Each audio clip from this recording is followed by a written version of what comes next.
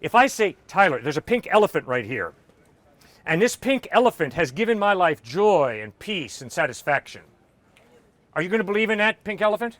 No. No, but... But if I offer you $1 million to believe in that pink elephant, will you believe in it?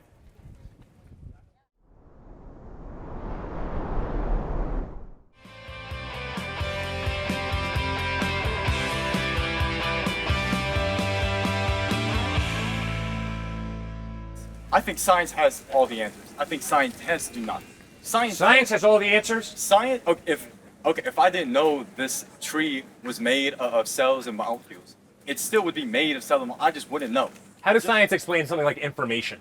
Science cannot. I'm sure there can't are explain people, it exactly. I'm sure there are people who are much smarter than me that could. No. I'm not going to let you out that easy. You didn't answer the question. You said, I don't know, and I'm sure there are people who are way smarter than me who can answer that question. Yeah. Come on, man. You know there's a humanities department here. You know there's art, there's beauty, there's consciousness, there's love. I mean, the only type of proof you can find, ultimately, probably is, to a small extent, in mathematics. And I love that you talked about mathematics, because I think that mathematical laws are one of the best pieces of evidence for the existence of God. The intricacy in them and how we can pull the Pythagorean theorem from mathematical laws is pretty impressive in its complexity. So again, are you going to buy into scientism and tell me right here, right now, that all truth comes from science? Firstly, I want to say I agree with you that I think math is a language that describes the world around us. It's in the same way that English is not a truth. Math is not a truth because someone just saw something, observed it, and put numbers to it, and then put logic to it. Math started as letters. Arabic numerals did not pop up for a very long time. And so... All right, why did you lose your Christian faith? I wouldn't say I've lost it. But you haven't lost it. I believe in God for different reasons, but I think believing in God for... But why are you a Christian, though? It's more than believing in God. How come you're a Christian? I think... this gets away from the topic. I would love to talk about... Well, you're on 5 different topics here, but I really want to get to the heart of it, because when we go to 5 different topics with a typical student, it's usually more of an emotional issue. If you're just boom, boom, boom, shooting in the dark. Because I really want to know, because you talked about being a Christian, that's truly what I want to know. I want to know the heart of the matter. Well, yes, we can go with the intellect too, but I want to also get the... What's your name? Ski. Ski. Yeah. Pleasure. I want to get to know the real Ski here and why he's wrestling so much. Because it sounds like you left the faith, but I'm glad you're saying you didn't leave the faith. I would say I don't like the word struggling, because I feel like that makes it sound one is objectively right over the other, but I would say I'm in deliverance. What does that mean, in deliverance? I would say for 4 or 5 years, I went to church every Sunday. Okay. I would pray every other day. I would try my best to uphold. Does trying your best make you a Christian? But I would try my best to learn, and that was the best I could do at the time. But bro, trying your best does not make you a Christian. That's what I'm struggling with. Okay. And it's the idea that I kind of realized I wanted to scrutinize and test my beliefs in every way I possibly can. Awesome. And the Bible says to do that. Yeah, and I feel like once I did that, because that's how I left Judaism. Okay. I feel like once I did that, the same cracks began to fall. It's awesome. It's great. And so your biggest doubt is what? That you can't fulfill the laws right now and work your way to heaven? And so it's frustrating in that way?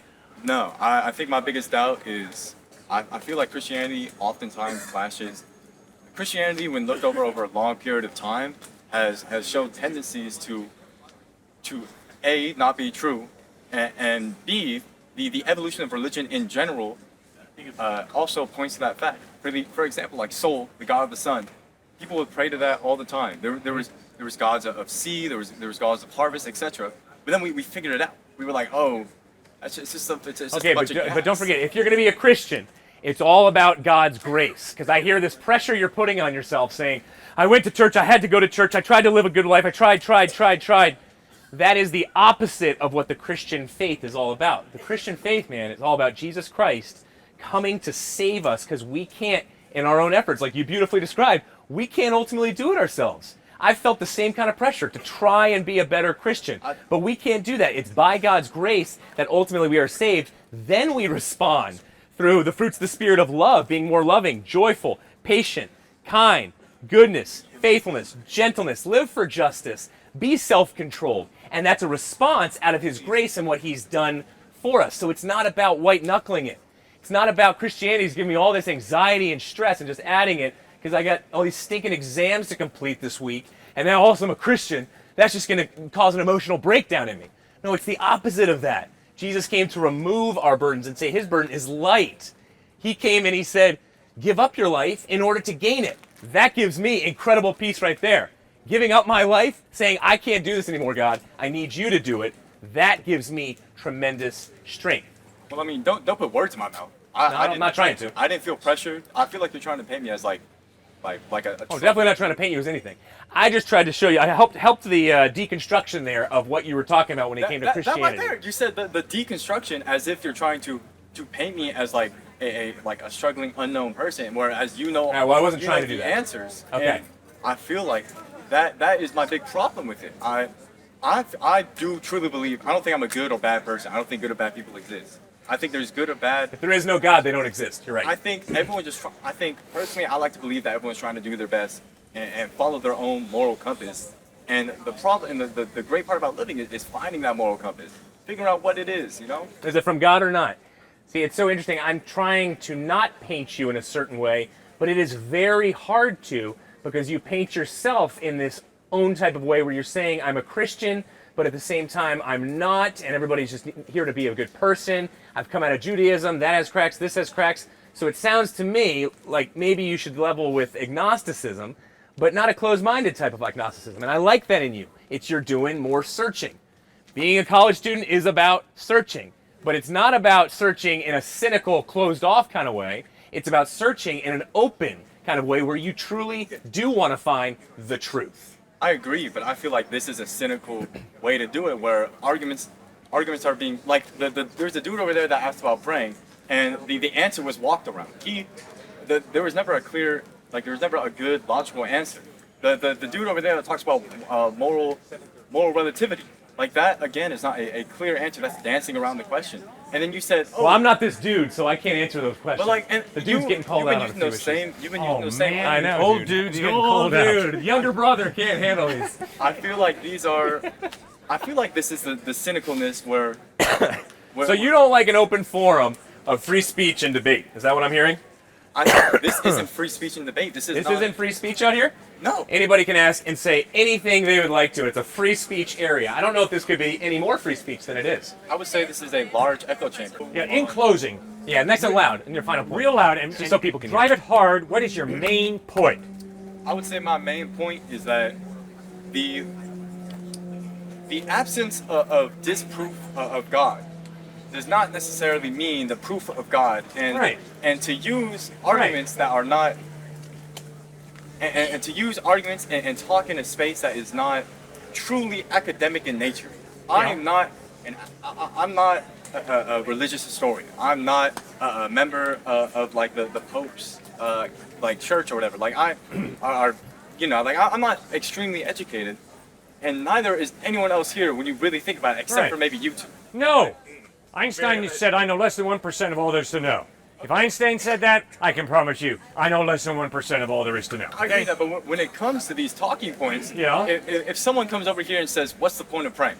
This is something that you've thought about for a long time. Yeah. But then you didn't answer his question. You walked around it and gave him a feels good answer. But at the end of it, he said, "What's the point in praying?" You said, you're not telling God to do something." Then he was like, "Oh, okay. Then that still doesn't mean that there's a point." And then you kept walking around it. And then the moral relativity, again, I feel like you kept walking around it instead of giving premises and a logical argument. All right, sir, I tried to tell the guy, praying is not an experiment in getting, it's an experiment in intimacy. How much more clear can I be? Then what's the And my relationship with him is not to be based on what I can get from him. My relationship with him is, I want to get to know you. I value you. You're important. And I want to build a friendship with you. Well, it's no different with God. If I'm viewing God as a cosmic bellboy who's going to fetch my bags and put a Mercedes in my driveway because I prayed about it, I'm a hypocrite. I agree, but All right, then I've answered the question, correct? no, because I would agree that if someone does that, they're a hypocrite. But that doesn't answer the question. You're answering a different. What is prayer? Prayer is an exercise in intimacy with God. The question is not what building is a prayer, relationship it's why with should I God. pray? Pardon? It's not what is prayer, it's why should I pray? Well, for the same reason that I'm going to talk to him, because I want to get to know him. And the reason I pray is because I want to get to know God. I'm sorry if we haven't made that clear. I apologize. I better go back to middle school and learn how to communicate. The point of prayer is not, gimme, gimme, gimme. The point of prayer is, I want to get to know you, God. The point of me talking with this brother is not, hey, you know, I think you could really help me get a better job. So I'm really interested in getting to know you. That's trash. The point of getting to know him is, I treasure you. I value you. In fact, I love you. Therefore, can we build a relationship? Isn't that what all of us are all about? I think it's important to have conversation in an academic setting, and it's important to scrutinize arguments to actually get an answer and not just dance around and get a happy answer. You know what I mean? I feel like, again, I'm not. I think we've given you some pretty dark answers, actually. But you're right. Don't come to the Christian faith just because it's experientially healthy or it makes you happy. Come to it because it's the truth or not. So I'm glad you're banging away at this. So Neil deGrasse Tyson is on Stephen Colbert, and he says, the good thing about science is that it's true regardless of what you believe. Well, guess what, Neil? That's true about every area of truth. Yeah. Truth is real regardless of what I believe, regardless of what he believes, regardless of what you believe. So we're standing out here saying God is real, which means God is true. We're standing out here saying Jesus Christ was real and he's alive today, which means Jesus is real, which means Jesus is true. Is Jesus Christ, did he exist as a historical figure? Well, 98.9% of the professors around here would say yes, so he probably existed as a historical figure. Did he claim to be God?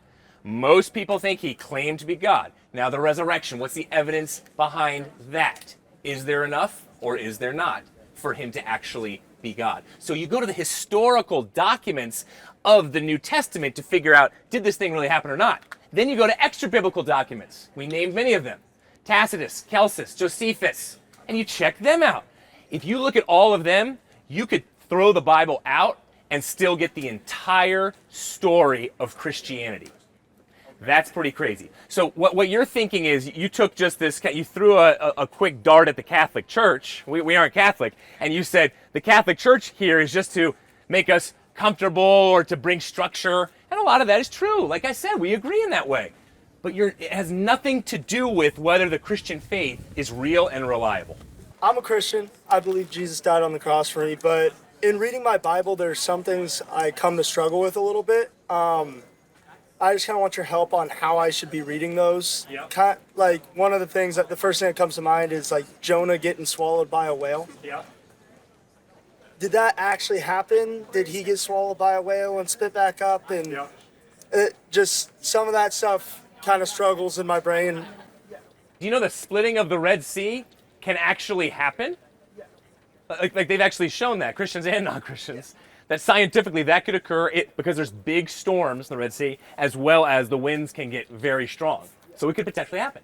They've also shown that the size of that whale, most likely a human being could have fit in there and actually survived. They don't know how long, maybe 3 days and 3 nights, but they said naturalistically that actually could happen. Now the chances of both of those are tiny, so usually I don't go with naturalistic responses, and yet you have the metaphorical piece of Jesus spent 3 days in the tomb, so it's like Jonah, so there's a piece there where it's not just supposed to focus on literalism, but then also if there is a God of the entire universe, he could make that happen. He can absolutely make that happen, and it wouldn't be astonishing whatsoever. If there is in the beginning, not the parts that we don't understand, but the parts that we do, so it's not God of the gaps, it's we understand these parts that he's given us. Now we do good science to figure out how they work even more. If there is a beginning, if there is not a virgin birth of the universe like an atheist believes, then that's the greatest miracle imaginable, next to the resurrection. But this one actually happened. We have scientific proof of that. And so he could definitely put a man in a whale and then remove him after 3 days. And you don't have to go the naturalistic route to explain it. All right, thank you. Yeah. Based on, I don't know too much about like Christianity, I guess. So Okay. I don't know how the decisions that are made based on if someone did live their own life without Christianity, but it was an option.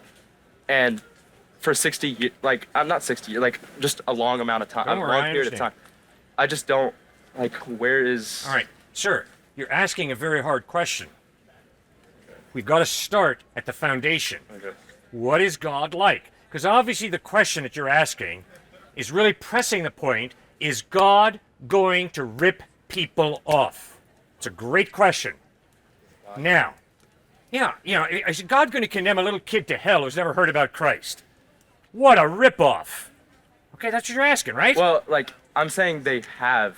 This is like different from the tribe thing. I'm saying they have heard of Christ, Okay, but fine. they just weren't grown up Right. with it. Well, let's So- get real honest. Is God going to rip you off?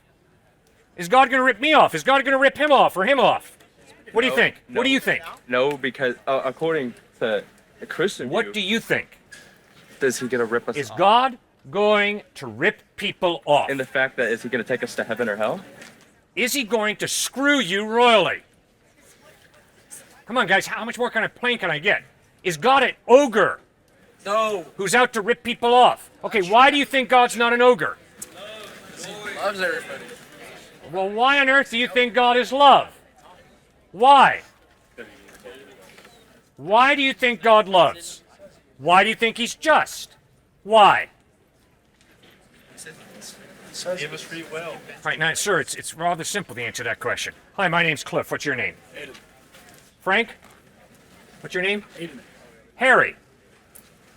Not only am I being rude to Aiden, I'm being an incredible, arrogant twit. His name is Aiden. It's not Frank, and it's not Thomas. Yeah. I have to have the humility to allow Aiden to reveal to me who Aiden is. Well, if that's true between Aiden and Cliff, that's even more true between God and Cliff. Okay. And there's too much suffering, there's too many people getting messed up for me to conclude that God loves us all. I don't know that God loves you from just life. Yeah, there's a lot of good, but there's also a lot of trash, Yeah. right? Okay. Okay, so the question is, when Jesus claims to be God, opening up and revealing that he really does love you, is he lying or is he speaking the truth? What do you think? I mean, I guess speaking truth. Okay, why? Why do you think Jesus is speaking the truth? You got it. Spit it out. Repeat what you just said. Just Okay, real now quick. listen. Just relax. I like I'm you a relaxed, lot. I'm I relaxed. like you a I'm lot, relaxed, okay? I'm relaxed. All right, you're doing well. Relax. All right, keep going. Why do you believe that Jesus or that God loves you? Why? Because I guess I'm here. Okay. If I wasn't here, maybe I don't know. Yeah, it's a hard one, isn't it? Yeah, I mean, I guess. Okay, but you see, it gets back to Aiden and Cliff. Uh, I can't see God. I can't prove God. The same way, yes, I can see Aiden's body, but when I'm talking to Aiden, I'm talking to his mind, and I can't see his mind. The same thing with God. I can't see God, can't grab him, but Jesus claimed to be God, opening up and revealing himself in a way that Aiden and I can understand, and you can understand, with our rational minds. And what Jesus said is, God really does love you. Now, if you suffer bad enough, you're going to say, I don't know about this. I don't know that God's loving, because I'm hurting big time. But according to Jesus Christ, life is unfair and it will screw you over at times. It'll be great at other times. But according to Jesus Christ, even when life is unfair and is kicking the snot out of you, God is still loving. And he still loves you. okay, but back to the original, like, of if someone was to live with, and they were taught only the practices of Yeah. a different religion, Yeah? and they were like, I'm sure, like most of us, that we were only taught a practice of one religion, which could be Christianity, or some people. I don't know about other people, but if someone else in a different culture was only taught a single religion, and then, but they've also heard of like other religions like Islam and Yeah. Christianity, Yeah? are they also like they're given the choice to pick up a Bible, but they've been taught it for so long, and their parents and then their grandparents have lived by the way that they've been taught. So are they gonna go to hell? Shit, like Coco. The only reason people go to hell is because they deliberately choose to live their life separate from God, which means you can relax. The answer to your question is God is not going to rip anybody off. The only reason people will spend eternity separate from God is because they chose to live their life separate from God, and God will simply grant their request and give them what they asked for. So would you consider them being living from separate from God? It's an act of actively. Frank, how you doing, buddy? Thomas, how you doing? Sorry, Cliff, you're out of touch with reality. This is not Frank. This is not Thomas. This is Aiden. Sorry, Jesus, I can't accept you. Fine. What you're saying is, God, I am rejecting your clearest revelation of yourself. But it's almost unfair to them, though, if they were lived up to be taught by that, because they almost don't have a choice. If they're taught by that from a young age, it's like they almost don't have a choice. Like, of course they're going to believe. You have got to be kidding me. Of course they're going to believe. How many students at Texas State were raised to go to church and believe in Jesus, and now that they're at university, they don't believe in Christ? Please don't give me this line. We're all just a result of our culture. We respect Gandhi. We respect Dr. Martin Luther King. Why? Because they contradicted the culture and they followed their conscience and their rational mind instead of their culture. That's why we respect them. And guess what, sir? You don't have to believe anything. You choose what you're going to believe. And guess what, sir? If I pay you, if I say, your name is Tyler. If I say, Tyler, there's a pink elephant right here. And this pink elephant has given my life joy and peace and satisfaction. Are you going to believe in that pink elephant? No. No, but... But if I offer you $1 million to believe in that pink elephant, will you believe in it? No.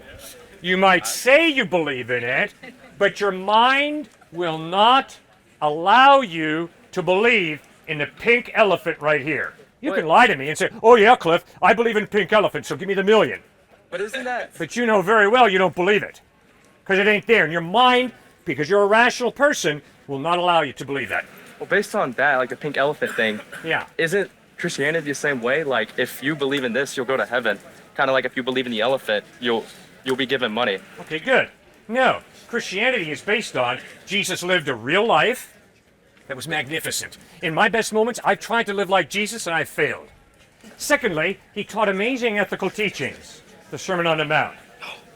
Do unto others as you would have them do unto you. If someone strikes you on the right cheek, turn to them the other also. Incredible ethics. Thirdly, dying on a cross, instead of cursing his enemies the way I would have, he prayed, Father, forgive them, for they know not what they do. Boy, I'd have told those blankety blanks where they could go. I wouldn't be saying, oh, Lord, please forgive these guys who nailed me to a cross. But Jesus did. That demands my respect. But fourthly, Tyler, Yes. and most importantly, 3 days after he died, he physically, bodily rose from the dead, and over a period of 40 days appeared to over 500 people. No pink elephant. 500 people saw Jesus risen from the dead, and guess what, Tyler? Many of them died, not for belief, died not for a religion, they died for an historical fact. They had seen the dead Christ risen from the dead. That, Tyler, is why I believe in Jesus. Not because he's like a pink elephant. No. But because the historical evidence is he lived an amazing life, he taught incredible ethical teachings, he died on a cross loving and forgiving his enemies, and he rose from the dead. And that's why you should believe in Jesus. Because guess what, Tyler? I'm not going to embarrass you, but if I ask you, what are you living for, Tyler? You're going to struggle a bit, but then I think you'll come up with something. Maybe myself, I live for myself, or I live for money, or whatever. Yeah. But then when I ask you the second question, Tyler, it's going to get real embarrassing. Because I'm going to ask you, what's the evidence that what you're living for is true? And the answer that you will give me will be embarrassing. Why do I live for myself? What is it that you live for? What are you living for? Myself, I guess. Okay. What's the evidence that you are so reliable that you should put your faith ultimately in yourself? Does there need to be evidence to have faith in myself? Yeah. There better be evidence before you trust anybody or anything. Otherwise, you are blindly following a fool. Don't blindly follow a fool. You better demand evidence before you trust. Otherwise, people will eat your lunch. You don't think so? I bet you do think that. That's why you locked your car and that's why you locked your door. Because you know very well that people will get you if you're not really smart. So you better not just trust anybody. You better say, before I trust you, I got to have some evidence that you're not going to rip me off. Jesus will never rip you off. You will rip yourself off. I will rip myself off. Why? Because you and I are fickle, finite, sinful people. We say one thing, we do another. Yeah. Right? We know guilt. So we mess up. Jesus never messed up. That means he's reliable. That's why I trust him. Does that make sense? Yeah, it does. You're a delight to talk to, man. Thank you. I can't thank you, man. Now, what part didn't we answer? Your thoughtfulness. See, it's a challenge out here to get people to think. And you think, and I appreciate it, I respect you. Keep going, Tyler. I feel like the only real thing is just Yes? it's just back to the original for me. It's just like kind of like it just doesn't like fit right, I guess. It's just like more of just you say like you need rational thinking to decide between two different things. Like Yes. before the pink elephant thing, when I was Right. talking about like if someone was growing up by their parents, they shouldn't just believe what their parents said. You should do rational thinking. Yeah. But how can you say that? But when someone, it's easier to say that if you aren't grown up with something that's taught for you for years. You know what I'm saying? Like, But it's all of us are taught things for years when we're children, right? We're taught some view of life, some view of reality. All of us are. Be it atheism, agnosticism, Hinduism, Buddhism, Islam, Christianity. Our parents model something for us. If you got a deadbeat dad, let's be real honest, he's modeling the wrong thing. But he's modeling. Right? A father who abuses you, he's modeling the wrong thing, but he's modeling. So we all are influenced by our environment, right? But we're not slaves to our environment. We can think it through. Do I want to be a deadbeat dad in light of the fact that my dad was a deadbeat dad? Do I want to abuse kids in light of the fact that my dad abused me? No, I don't have to abuse kids. And I don't have to be a deadbeat dad. Why? Because I've got a will, a mind, and a conscience, and so does every single one of us in this circle. good. That make sense? Yeah, it does. That does make sense. All right, that's all I had. Man, thank you so much, Tyler. I really appreciate it a lot. Appreciate it. Thank you. Thank you. Hey guys, thanks so much for watching this episode. Would love for you to join the family and hit that subscribe button. Also wanted to invite you to our church, Grace Community Church in New Canaan, Connecticut. Hope to see you there.